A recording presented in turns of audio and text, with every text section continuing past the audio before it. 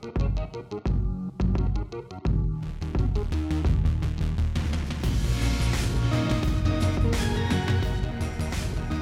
Nerf Herders, I'm Addy Thomas. I'm Ben Milton. Thanks for joining us for another episode of Certain Point of View News and Reviews. We've got some more stories for you, and we've got a bunch of trailers to unpack from the Super Bowl and from the past week, and a couple TV shows. Before we get to any of that, I just want to remind you, you can go to our website, certainpov.com. All of our podcasts are there. Certain Point of View, obviously, is there. We've got Another Pass. We've got the Scruffy Nerf Herders. And we've got a whole lot more Patreon, the Fantasy Movie League, all sorts of fun stuff. Again, all at our website, certainpov.com. Let's get right into the story since we've got a packed episode today. So social media erupted on Thursday with the release of the first artwork and significant details for Rise of the Teenage Mutant Ninja Turtles, Nickelodeon's upcoming animated TV reboot of the beloved 34-year-old property. Many longtime fans viewed the character designs and significant changes to established canon as an affront to the heroes they first discovered as children.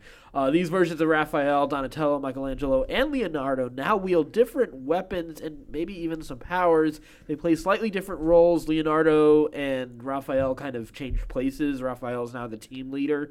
And they also have just a drastically, a pretty different look than the last set of Turtles adaptations. That's the thing that I noticed the most, because I'm not I'm not a Turtles fan. Yeah. There's nothing wrong with the Turtles. It's one of the many things in nerddom that I just haven't gotten a chance to really, or haven't made the time to follow. Right. What is it to you? Like, how do you feel? Because I know you're a Turtles fan. Yeah, I'm a huge Turtles fan. I'm fine with it.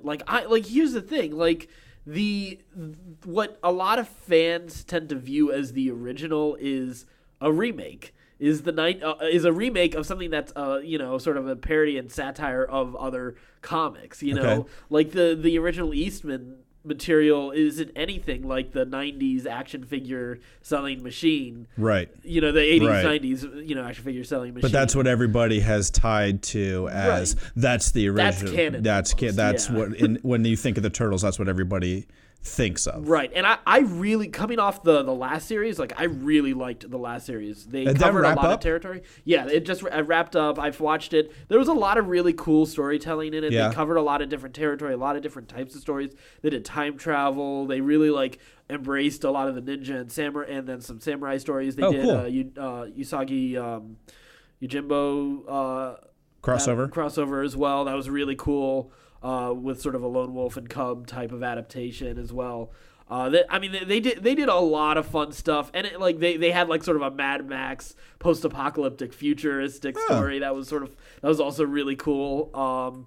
They did a lot with that series. The voice cast was really good too. The voice cast for this upcoming one is really good too. I actually this is the first time I've seen the designs, but I had already known the voice cast. Yeah. Of who's the voice cast for it. So I was like, I'm looking forward to seeing it. You're okay with it. Yeah, and how do you feel about the fact like they're switching the weapons and switching the roles? They're not switching the weapons. They are switching the roles for Leonardo and Raphael. Michelangelo is the same. Donnie is the same. I'm okay with it. It's I remember I first heard about it. You don't feel like it's like, oh, well, now they're making Chewbacca the captain of the Millennium Falcon. Right. I already heard about it several months ago, so everyone else is kind of catching up to this right now. But I was like, all right, well, it's a bit of a dynamic shift, but otherwise we're just going to get the same stories again.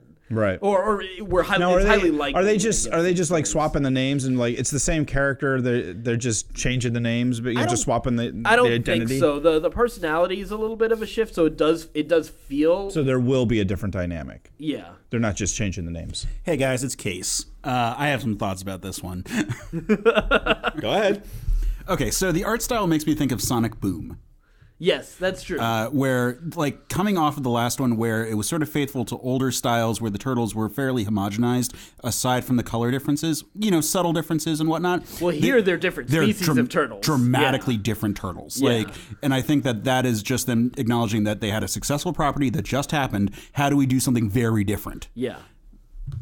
Yeah, I mean, and that makes sense. Like if you're gonna reboot, reboot in a significant way, or just keep telling the same story. Like why reboot? Yeah, there's like no gap here. Like we talked about this on Another Pass a few weeks ago, where I was surprised to hear that the show wrapped up and that there was a new one coming. Right. And then this came out. So like a lot of people were not, unless you were directly following the series and not just like streaming it and like catching up periodically. I don't get the sense though a lot of the people who are complaining about this were watching the previous series. Oh, I doubt it. Absolutely. Yeah, like I'm sure a lot of them don't even know it existed.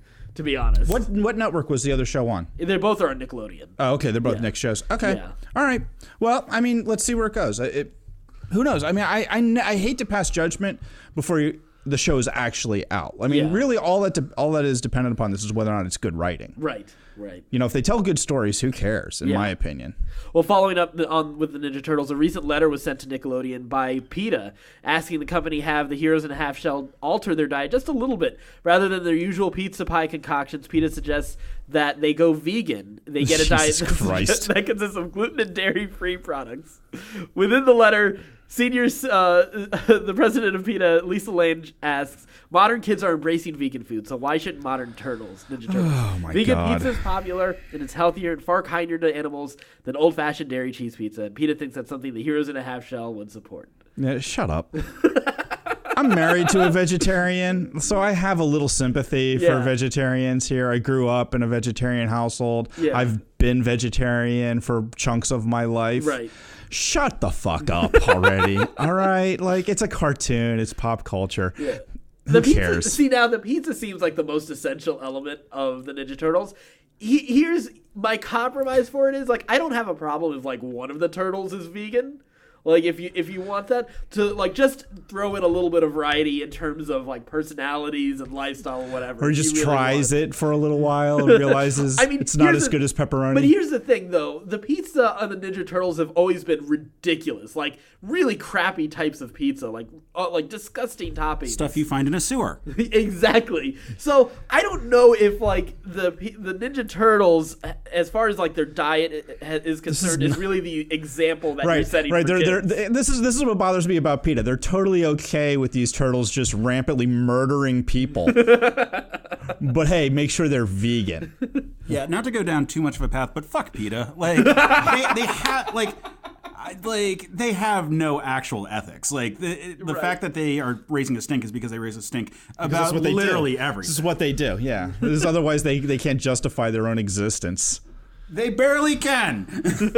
They can't, in my opinion. Next story, before this goes politically nuts. So, in news that'll excite every Nintendo fan on the planet, Japanese gaming giant is getting a little bit closer to accepting mobile entertainment a little bit more. They've announced that they will bring its hugely popular Mario Kart series to mobile. Nintendo teased the upcoming development of Mario Kart Tour, which it said will be released sometime before March 2019. It's a long wait, but we don't have any specifics just yet. So 2 of my coworkers at the radio station I work at immediately forwarded this story to me, and were like totally thought that I would totally be down with it, not recognizing 2 important things in my life. Well, you're not a Nintendo fan, and you're definitely not a Mario fan. And 3, I'm playing World of Warcraft again. I have no room in my life for anything. Yeah, the Blizzard launcher controls your gaming life right now. Yeah. Maybe a little bit of Star Wars The Old Republic. The fact that I can actually play World of Warcraft aspects of it on my phone now, forget it. There's no chance. There's no room for anything else in my life.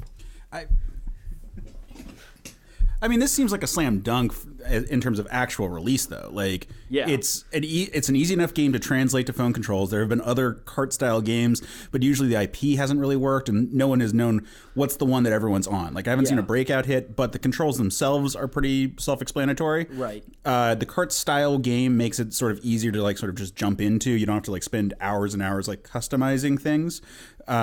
So this seems like a good choice in that regard. And for Nintendo to be like dipping its toe in after a Mario Runner, which was already like it was okay. It was a good concept, you know. Like you're like, okay, cool, that's fine. That's an Infinite Runner, sure. Yeah. This is a much more logical game to do, and it's just like, okay, cool, yeah, everyone's going to be into it, like, and everyone's girlfriend will be into it too, and that's going to actually have some lasting power as a result. What I'm hoping for, though, is a Smash Brothers adaptation, and not necessarily a direct adaptation. Oh, I hope not. But like more like, so like, you know, you have sort of like those card system games where like you get characters, you level them up, and maybe a team style type of thing, turn-based. Like Smash Brothers might be a real, sort of an interesting path to go down. I think there's something there. You don't think so? No, no. I think there's enough Nintendo fans out there that if it was done well, absolutely. Yeah. Oh, I think it would be popular, but have I think it would be like terrible. Marvel Contest of Champions? I don't like or that game. Galaxy of Heroes. Or yeah, Star Wars no, I don't like Galaxy those of Heroes. games. Yeah, the teams. Addy is obsessed with Star Wars Galaxy of Heroes. I am. And I really have am. friends who have been, but it just doesn't appeal to me either. It's a different kind of gameplay than Smash Bros, so it's already feeling like a little like, I don't know if I would go for it. Like, well, Injustice has done pretty well on mobile. So, it has, and that actually is pretty fun. So I mean, if you go for the standard straight fighter, yeah, I'd be down for that for Smash. So. All right, so the team behind Gotham on Fox are now readying a similar city-centric prequel approach with the new series Metropolis, set in the wondrous and awe-inspiring city of tomorrow before the arrival of Superman. Metropolis follows Lois Lane, Lex Luthor, as they investigate the world of fringe science and expose the city's dark secrets. This is like Lois and Lex are doing the X-Files, is what it sounds like.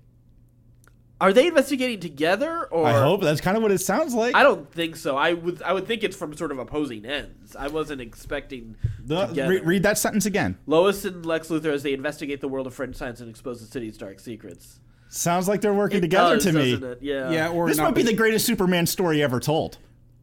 Or against each other would also be kind of fine. But like, have they said what setting, like what time period it's set in? It's before Superman. No, but I mean, like, is it current? Is it future? Is it? They past? haven't said. No. I think they. I mean, there was a little while where it felt Gotham was mixing time periods. I don't know where it is right now. I have no idea. I think they'll be conveniently ambiguous about exactly when it's happening. Like, if Metropolis is a pulpy 1940s super science vision kind of thing, I could get behind it. Like, if it was kind of like Venture Brothers, where we're like exploring a world of super science back in a science that is not how we actually went, that could be kind of cool and intriguing, like a Tom Strong type thing. But I don't see how this is. The thing with it is it just like it screws up like any kind of continuity timeline where you're like, how will Lois and Clark get together? Yeah, I'm not concerned about continuity. I'm just concerned that this doesn't sound interesting. Well, there is that because as soon as you mentioned Superman, that's what happened. Well, I'm not going to go that far, but like I just like this just doesn't interest me. Is this going to tie in at all to what's the other Superman Gotham? show? No, the other Superman show. Krypton? Yeah. I can't imagine that it would. Are they on different networks? Yes, they are. This is Fox, and the other one's Sci-Fi. Yeah. I mean, it'd have to be at least 20 some years apart if Lois and Lex are part of the story. So, and Krypton is clearly before Krypton blew up. Yeah, exactly. Well, and it's not just before Krypton blew up. It's grandparents. Superman's, grandparents. So you got probably 40 years. Anyway, yeah.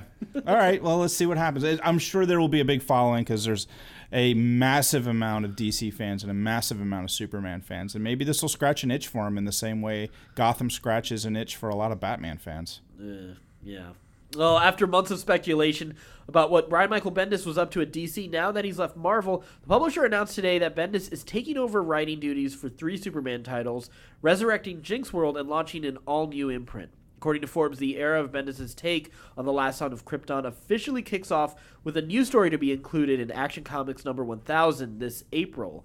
But it's the writer's new miniseries Man of Steel that will lay the groundwork for what he has in store for Superman. The 6-issue miniseries begins on May 30 and will take a look back at the last days of Krypton's existence and reveal a heretofore unseen villain who's hiding a terrifying secret about the planet's destruction.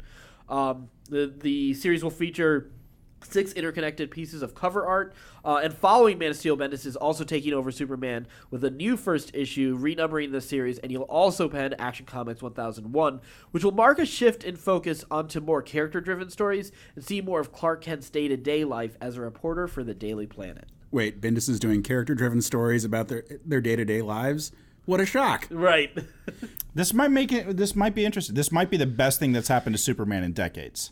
I don't know. I look forward to everyone all of a sudden adopting the same speech pattern and for nothing to happen issue over issue going forward. So you're a fan? Absolutely. I'm so excited about Brian Michael Bendis taking over a character who's any character. All right. Well, I mean, I'm not a Superman fan. I'm not going to go out of my way to read this. Right. I hope he does well. I hope he breathes new life into the character and takes it in a new direction that's entertaining, that the fans like. I mean, that's ultimately all you can hope for.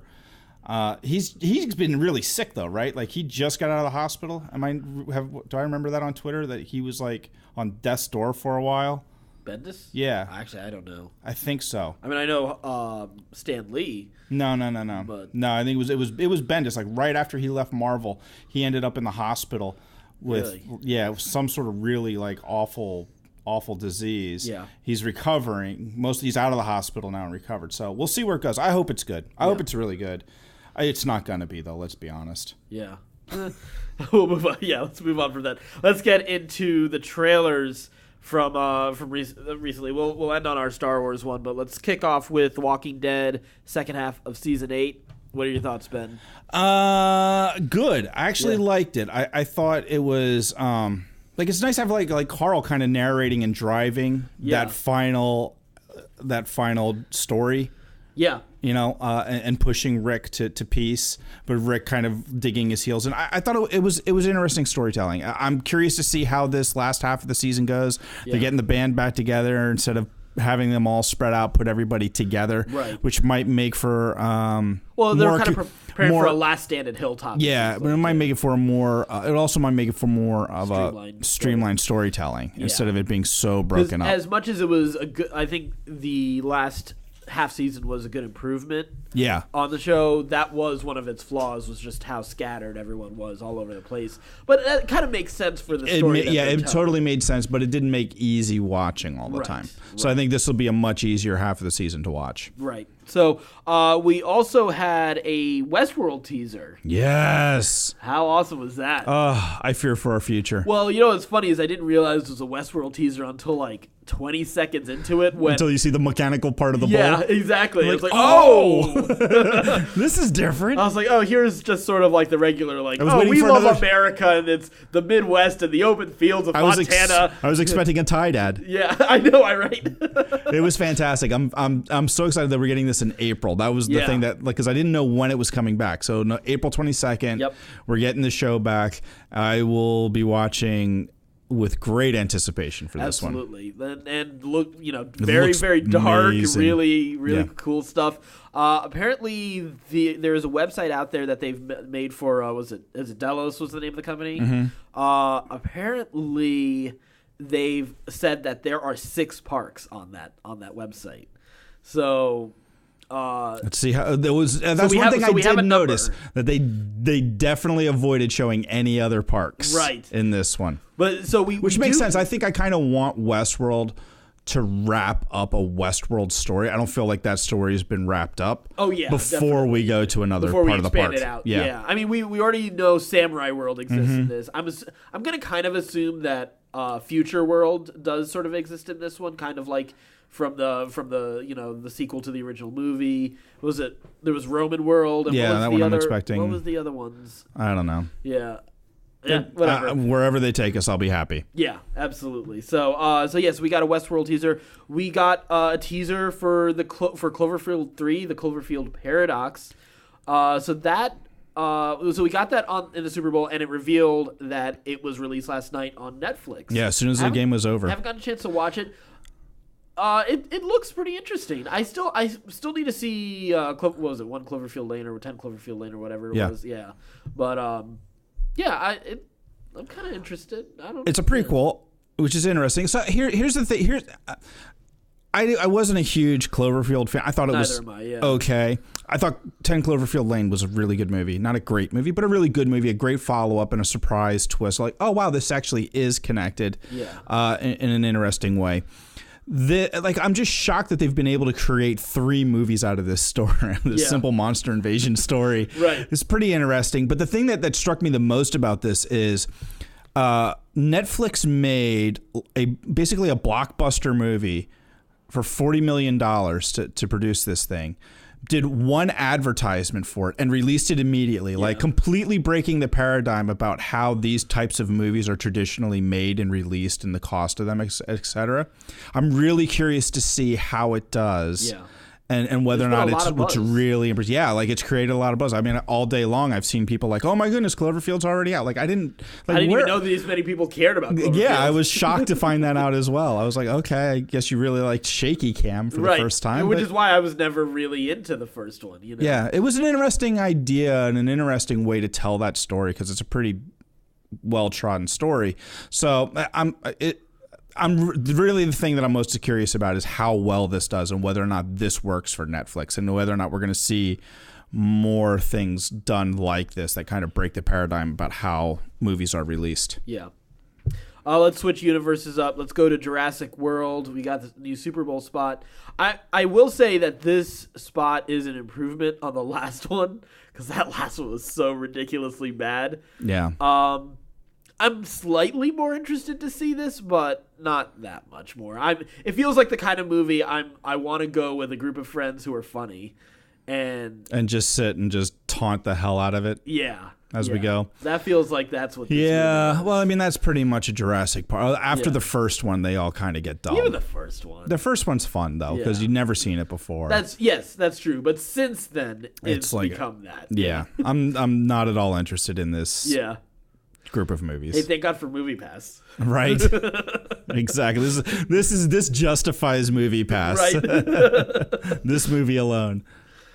So switching up universes again, let's move over to the Marvel Cinematic Universe. We've got two trailers to actually talk about. Okay. Super Bowl one, we got a 30-second spot for Infinity War. There's a couple new shots, really. Yeah. Nothing major. Spectacular. You still have no idea what's going to happen or where things are going. I mean, we know Thanos shows up. Yeah. So. Spoiler alert. Yeah. I am excited for Cap's new shield. Yeah, the Wakandan shield. It looks does look cool. pretty cool. Yeah, we got like a little bit of it in the first trailer, but you couldn't really tell what was going on. This one, it actually like folds out, and that's pretty cool. Yeah. It seems a little small in comparison. Maybe it's size matters not. Okay. All right. I'm curious if it'll have like an energy effect come off of it. Yeah, I'm kind of. I feel like we're gonna see an energy shield. Needs to have some point. Yeah. Well, I mean, because Coulson has one. Right. Oh, that's true. We do have the energy shield from Coulson. Well, and we see some energy stuff in the trailers for Black Panther so far. So yeah, like you kind of think like some of that tech is going to make it over. It has to. Yeah. Yeah. It's not just like a fold out, like a mini umbrella type, type of deal. All right. So moving over to Ant-Man and the Wasp. So before the Super Bowl, we got a trailer, our first trailer for Ant-Man and the Wasp.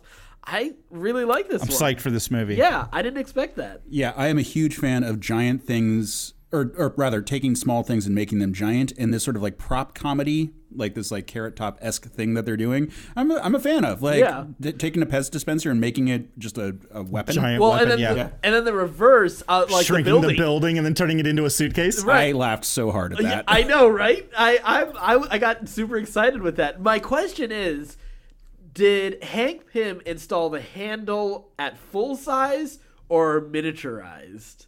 That's my question. And what did that mean for the building? I mean, I can easily picture how it fit in the full-size building as being like those like columns or pillars that you're just like, oh, it's like a weight-bearing one. Right. But it secretly had the thing in there. Because like there's a shot where you can see that it's like the duct at the top of the building. Yeah. In terms of how they installed it, I want to say he probably built it small. Yeah. I got to say you gotta build that. Like you can't like retroactively put that in. So however they built the building. I assumed he built it when the building was made. Like, but did he make a small building and then expand it out on that property? He's got it because then he can make the ants do it then. Right. That's a good point. Now, so then I guess he'd figure out how to make that the structural integrity of that fine even at a large size. So I know that I know that you put a lot of thought into this. I know, but I mean that's the thought I had immediately after seeing that. I mean the thing with Ant-Man is with the first one, their like rules about size changing were so poorly enforced. It was whatever was funny or effective for the scene. Like and I'm assuming that's going to be the same. Yeah, very clearly. Like, and I'm okay with that. Science has nothing to do with this one. Yeah. Yeah. It just doesn't. Yeah. If you're looking for good science, Yeah, Ant-Man and the Wasp isn't I mean, your don't really genre. look at any Marvel movies for that. Yeah. Or Star Wars movies. No. Go back to Dune. Yeah, I'm happy with this. I like Evangeline Lilly in the costume. I like her as Wasp, so I'm excited for this one. It looks quippy and fun. Yeah. I'm looking forward to it. I think it's going to be a nice relief after the heavy. Yeah. After the destruction and mayhem of Avengers, I think it's going to be nice to have something to kind of it's like a sorbet to just kind of cleanse your palate. Then let's move on over to... God, now I want ice cream. Oh, come on, man. Why'd you have to say that? I'm just saying. All right, Han Solo. So we got the Super Bowl teaser, and then we got the full trailer this morning. Yeah. I will say I was not expecting the Solo teaser. It completely caught me off guard. I was completely stunned that it was actually happening. I saw the Lucasfilm logo and it just completely just... There was a hush across the room. Yeah. Willow 2. Caravan of Courage 3. I was surprised. I thought it looked a lot better than anything I'd pictured in my head. Yeah, that was my thought too. It looks good, but it also looks, and I think you kind of said something that alluded to this, it does not look like the kind of movie that Lord and Miller would direct. Most definitely not. Oh my God, no. Yeah. No, not in the least. It clearly shows a real difference in vision.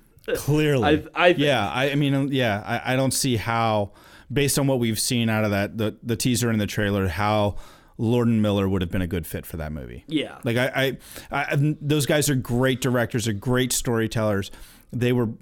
I'm 90% sure that they were clearly the wrong directors for this story. Yeah, and it seems like I think maybe Kasdan and Howard are going to be a good duo. It's still going to be interesting to see, maybe in the same way that Rogue One, a movie that I like a lot, but still a very flawed movie.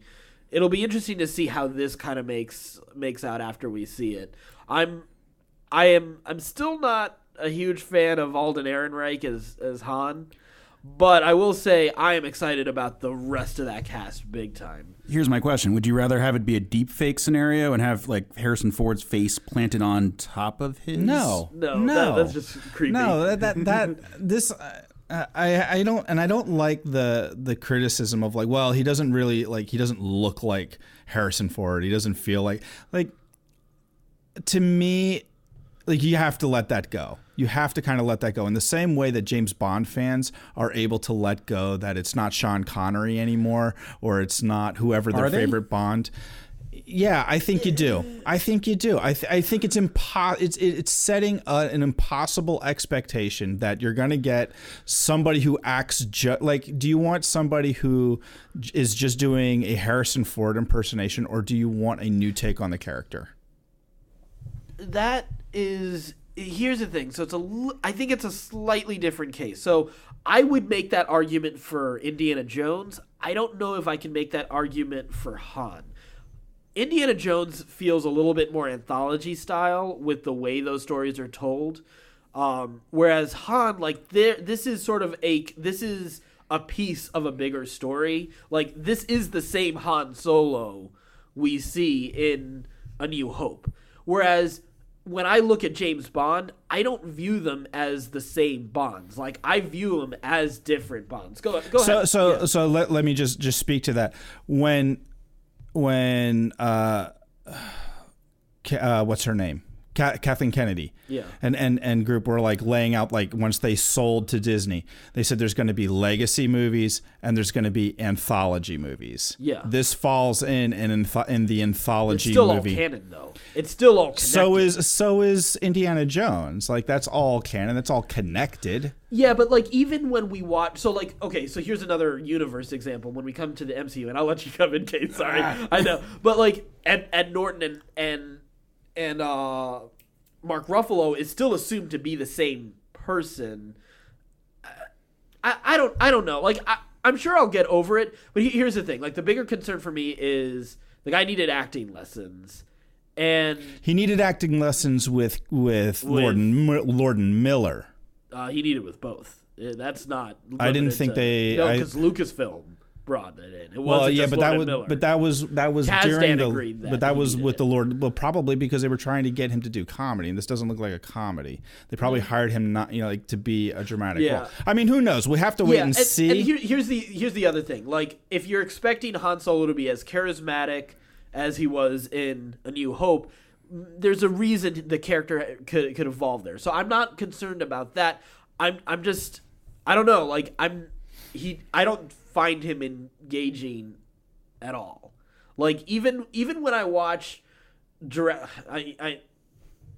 actually, Case could come in before I so it's just interesting that you go with Indiana Jones, because Star Wars, we've seen Han Solo portrayed by other people in certain ways before. Like, he's been such a part of the expanded universe media for so long now. We've had so many books, we've had video games, we've had voice actors do them for audiobooks and video games, and all this other material that, sure, maybe not as much as some other characters. Like, Luke has had way more people like portray him at this point, but like Indiana Jones feels very much like Harrison Ford. Like, you sure they had young Indiana Jones at one point, but like, who really thinks about that? Like, Harrison Ford is Indiana Jones. Like, but absolutely. Han Solo is part of this larger universe that we're okay with constantly dipping back into in different ways. Like, it doesn't seem quite so egregious. Now, I don't think we've really seen it, and sure, maybe in the movie we'll get to that point.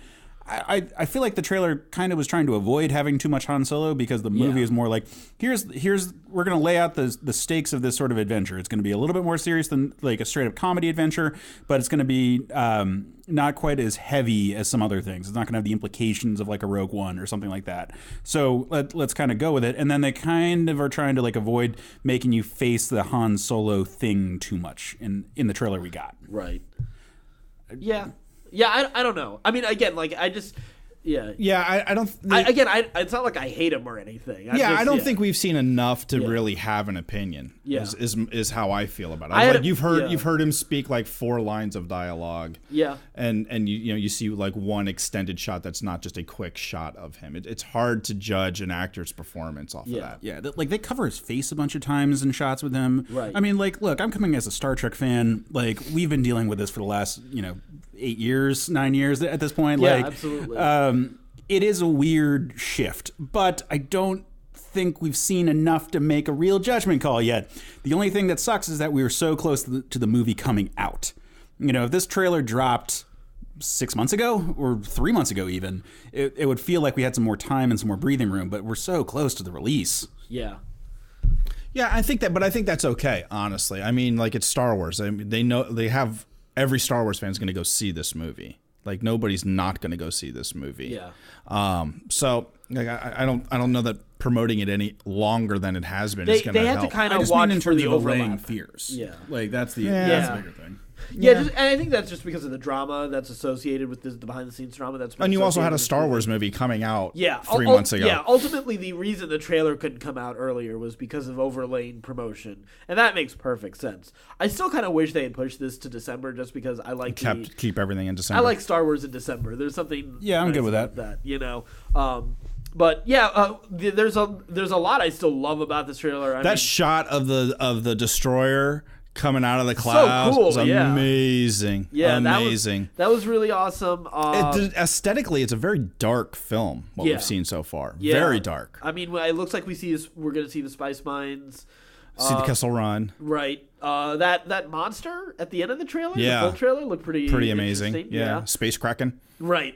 I will say the rest of the cast also looks really strong. That's where, like, I think I was more like fascinated by seeing the rest of the cast, because my theory is that Tandy Newton's character is Sana Staros or Sana Solo, who's a character that they introduced in the Star Wars main title comic for the Marvel relaunch, who was married to Han as part of a scam that they ran together.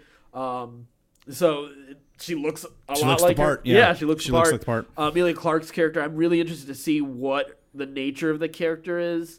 Obviously, I'm excited. I'm excited to see Donald Glover as Lando. Super excited for that. Obviously, I'm super excited to see Chewie in this movie. That goes without saying. Yeah. Although, did you notice the double bandoliers this time? No, I didn't. It wasn't just one belt. It was 2. Yeah, it was 2. Interesting. I know that's such a minor detail. No, but it's like, cool. Yeah. I wonder what the deal is. So let's see what else. What I'm really excited with this movie though is delving into the Star Wars underworld. Yeah. Something we haven't gotten a chance to really do since Return of the Jedi, because we didn't really get much of that in the prequels. We got like a Jabba cameo here and there. We got a little Jango. We got a little bit in Clone Wars. Right. Here's some episodes. We got Cad Bane and a bunch of that. We got really stuff good out of Clone Wars. Yeah. And we got some good stuff out of Rebels with Hondo showing up. See, with the pirates in that situation. You got some implications in Rogue One, kind of like of the, especially at least the sort of like rebels in hiding kind of part of it, where like everything is kind of on the fringe and there's a lot of like black market feel. Do you think the Rebel Alliance is going to have any sort of play in this? I hope not. Yeah, that's sort of my hope too. Is that this stays as a Star Wars underworld story? I know the Empire is part of this, but I kind of hope it's just them. Avoiding the authority of the Empire, not getting involved with the Rebel Alliance. Yeah, like the Empire's omnipresent, but with like Rogue One is about the rebels. Star Wars has always been about the rebels, but the rebellion doesn't have to be huge. The rebellion can be a faction that's out there, and it'd be nice to see a movie finally where it's not a central focus. Right. Right. Yeah, that's my hope. Yeah, that's my hope. I don't want to see that. Like, I'd be okay if it's just mentioned or in passing or whatever. And I think this is part of where the anthology movies do need to move out in different parts of the universe. Right. So it's not just always it's Rebel versus Empire or a variation of that, whether it's Separatist versus Republic or anything, any other sort of variation of a civil war in the galaxy. And that's where I think getting into the underworld is sort of a cool place to go. It would have been. I know. So I'm still happy with Canto Bight in The Last Jedi, but it would have been that might have been a cool location to bring to this movie if people really wanted to explore it a little bit more. Right. So. Yeah. Oh, can you imagine like a Rat Pack lounge lizard kind of feel for it? Right. I'm in. I'm totally in. Like a what's the George Clooney Brad Pitt. Ocean, yeah. Have that kind of feel for Canto Bight. There is actually a Star Wars novel that is a Han Solo Ocean's 11 book. Yeah. It's called Scoundrels, and it's him and Lando and Chewie like trying to do this like big heist during this like religious festival on this one world. It is straight up Ocean's 11, and I could actually be down for that as a movie. Yeah, see, they got the characters that can hold their own. Like the Star Wars universe is big enough to have that, and I that's where I do hope that these anthology movies start reaching out a little further into that. So, all right. So that's it for teasers. TV shows from the last week. We are going to skip Agents of S.H.I.E.L.D. this week. Because I didn't watch it. Yeah, that's all right. Whatever. It happens. We do this. It was a Super Bowl. There was a Super Bowl. Yeah. It happened. Yeah. Okay. As a quasi Eagles fan, I get a pass. You're an Eagles fan. I get a pass. So we have Black Lightning. Black Lightning. I'm loving this show. This show is so good. Yeah. This show is so good. I hope music is so good. It's fantastic. Everything is fantastic. When was it Luther is sitting in the car and he's like, and that's why I hate these church-going Negroes.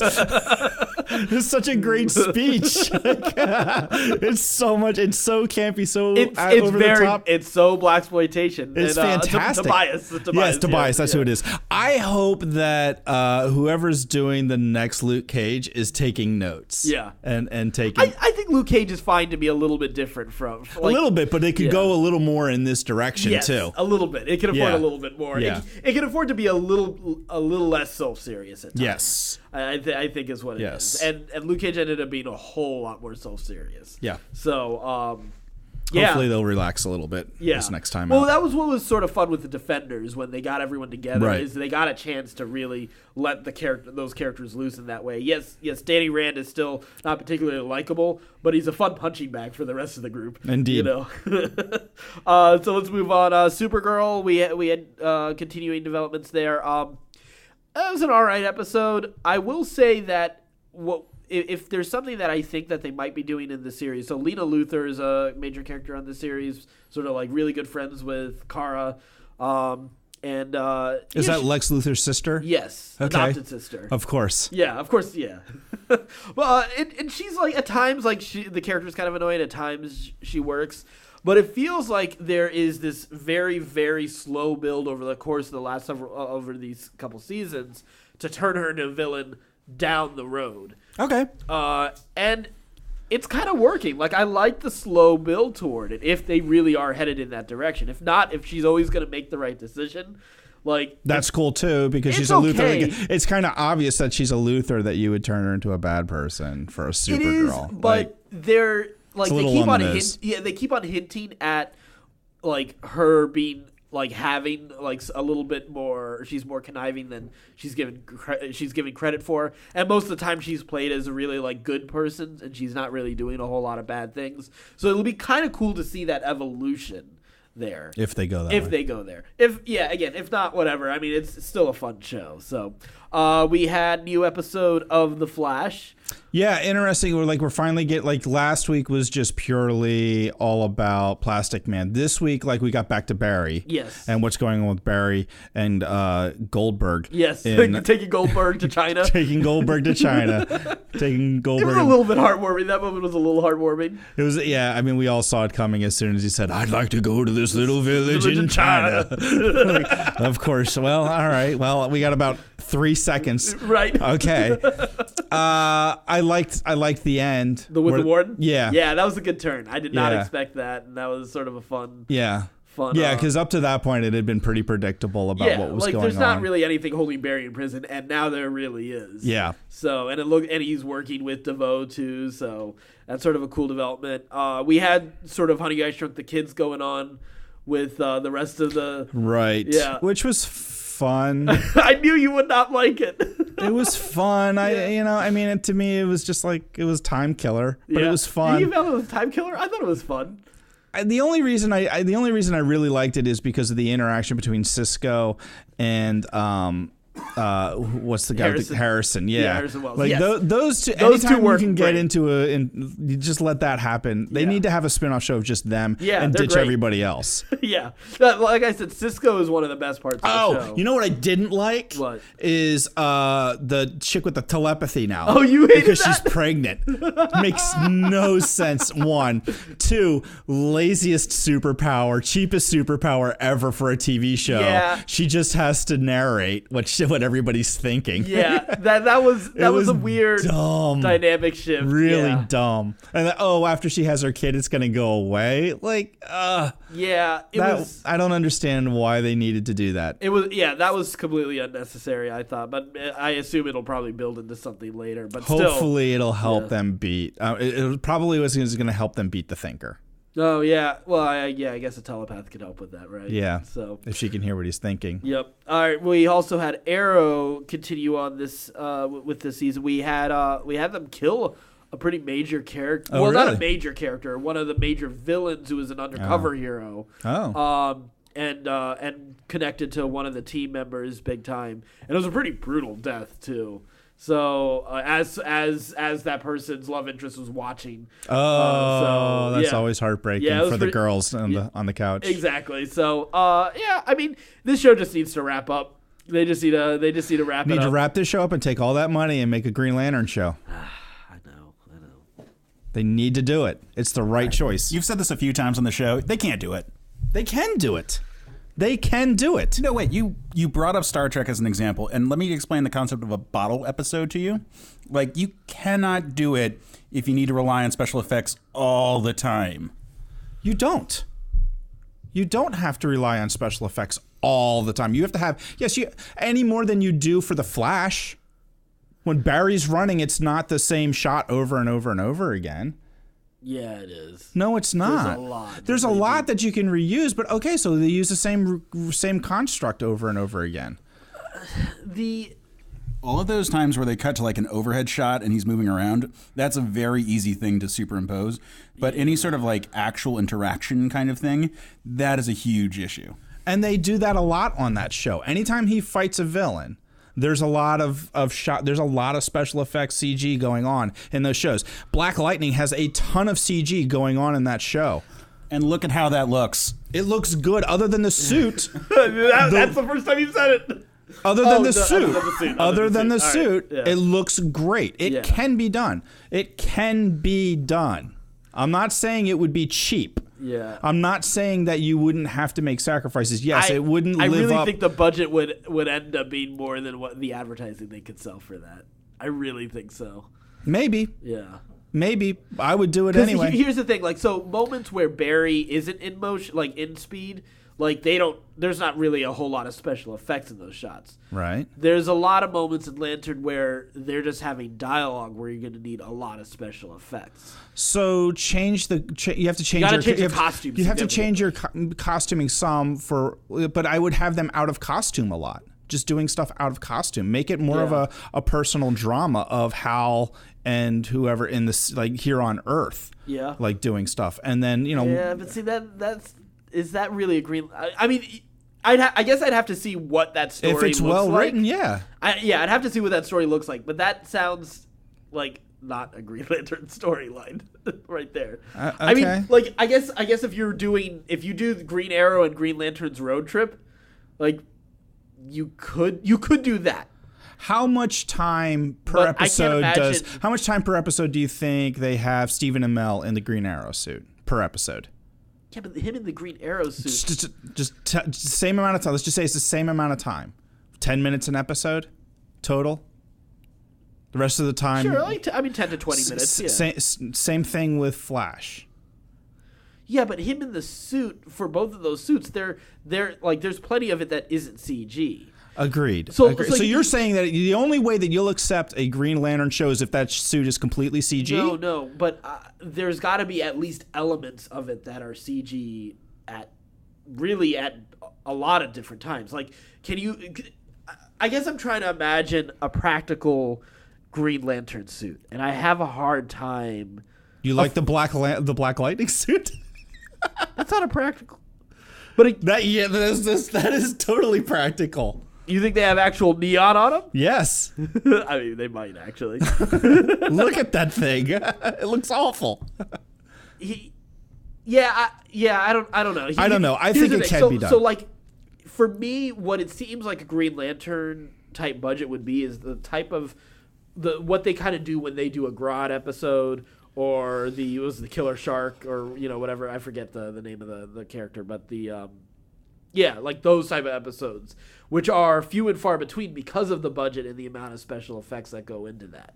Yeah, but as time has grown with a show like Arrow, like every season goes on, like Amell makes a little bit more money. Yes. What's her name makes a little bit more money. Like the ballooning of that budget alone. Yeah.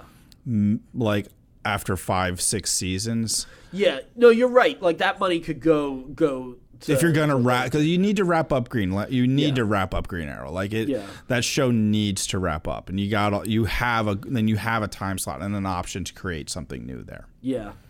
Maybe maybe you tell a story where it's not as ring dependent, and you just tell a Hal Jordan. But like you hear that, like, and that sounds like the problem with Gotham and Metropolis. No. The problem with Gotham and Metropolis is that there's no Batman. There is, but it's not as ring dependent. Like, you know what I mean? Like the problem with Gotham is that Batman's 15 years old.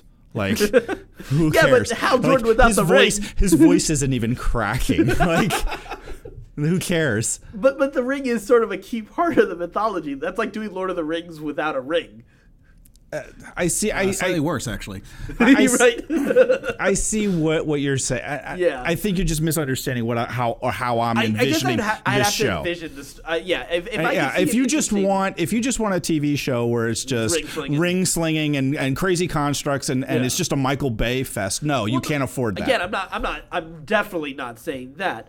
But like and obviously again, I'm looking at my best point of reference for a good adaptation for Green Lantern, just because there have been so few of them out there, have been what's been done in animation. You have First Flight and Emerald Knights, and you have the animated series, and it's inherently out in space, on the frontier, often different locales, which absolutely is possible with practical effects and with cheap CG, but there is still you have to kind of see what is Lantern going to do this week to get out of this situation, and if the ring isn't kind of involved in that, that's kind of inherently sure, but you don't have to have an hour of that.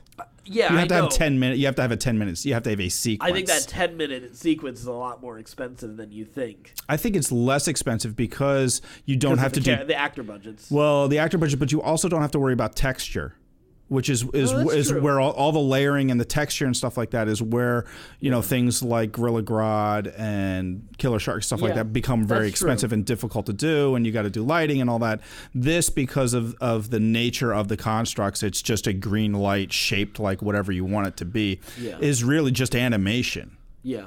It's rougher animation. Yeah, it's a little easier animation to create, a little easier CG to create. That's a fair point. Yeah. I think there is one thing you're forgetting about this, which is time. Like the CG, like doing these CG sequences takes time. Yeah, no, that's true. That's in addition to what an actor would have to do. So it's both the setting up the shots for these practical effects, which usually require like particular types of camera work, and then you actually have to have the animators go through and like do that, which oftentimes is not conducive to like a format show where you are doing, on a tight schedule, like trying to like whip out a bunch of shows. Like that's why a lot of these are like the pilots or season premieres or season finales. Like it's not like in the middle of the season where they're theoretically still working on it. It's like either we know we have to build up to this shot, or we know we have some time before we premiere and we put this shot in there.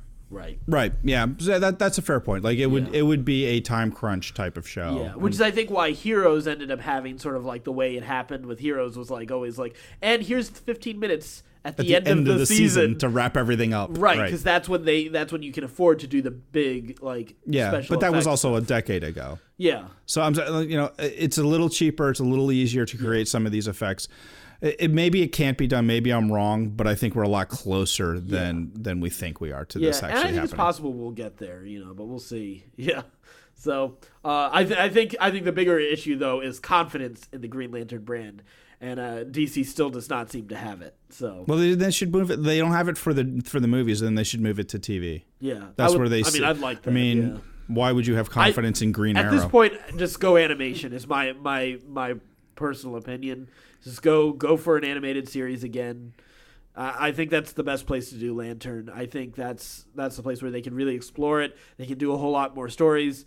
I mean, I'm sure I'm sure they could get the same crew back together if they really wanted to from the last animated series. But they had great talent there.